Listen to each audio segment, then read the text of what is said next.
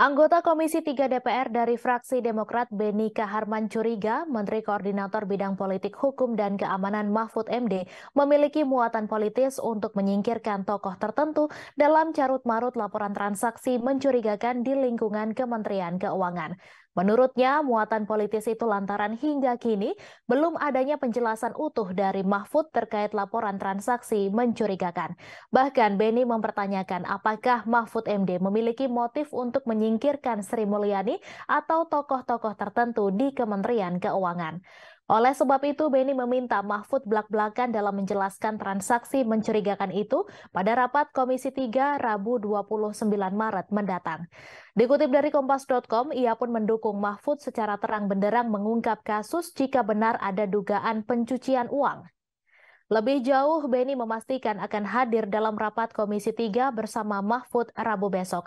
Hal itu disampaikannya untuk menjawab tantangan dari Mahfud MD. Sebelumnya, Mahfud menantang anggota-anggota DPR yang menyinggung namanya dalam gelaran rapat kerja dengan Kepala Pusat Pelaporan dan Analisis Transaksi Keuangan atau PPATK pekan lalu untuk hadir dan tidak mencari alasan. 3 nama anggota Komisi 3 DPR RI ditantang langsung oleh Mahfud untuk menghadiri rapat, yakni Beni Kaharman, Arteria Dahlan, dan Arsul Sani. Sebagai informasi, melansir laman DPR RI, rapat dengar pendapat umum Komisi 3 DPR RI dengan Komite Koordinasi Nasional Pencegahan dan Pemberantasan TPPU akan dilaksanakan pada Rabu 29 Maret besok. Sebelumnya, Komisi 3 DPR telah menggelar rapat kerja dengan Kepala PPATK pada Selasa 21 Maret pekan lalu. Dalam gelaran rapat tersebut, nama Mahfud MD kerap disinggung oleh anggota Komisi 3 DPR RI. Pada akhirnya, rapat tersebut memutuskan untuk memanggil Menko Polhukam Mahfud MD, Menteri Keuangan Sri Mulyani Indrawati, dan PPATK.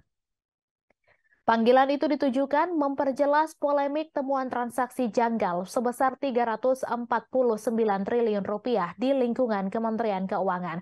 Sementara itu, Menteri Keuangan Sri Mulyani telah membantah soal transaksi mencurigakan 349 triliun rupiah semuanya terjadi di Kementerian Keuangan.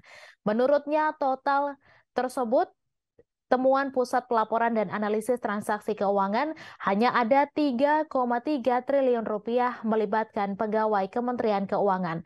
Hal itu ia sampaikan saat rapat kerja bersama Komisi 11 DPR RI di Kompleks Parlemen Senayan, Jakarta pada Senin 27 Maret kemarin. Sri Mulyani menjelaskan pihaknya menerima sebanyak 300 surat soal transaksi 349 triliun rupiah dari Kepala PPATK Ivan Yustiavandana pada Senin 13 Maret 2023. Ia menyebut 300 surat terdiri dari 135 inquiry Kemenkeu, 65 inisiatif PPATK, dan 100 surat yang dikirim ke aparat penegak hukum.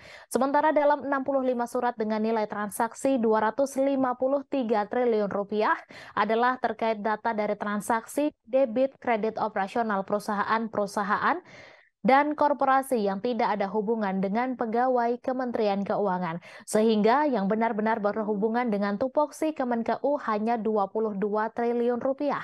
Sri Mulyani menambahkan dari 22 triliun rupiah tersebut hanya 3,3 triliun rupiah yang berhubungan dengan pegawai Kementerian Keuangan.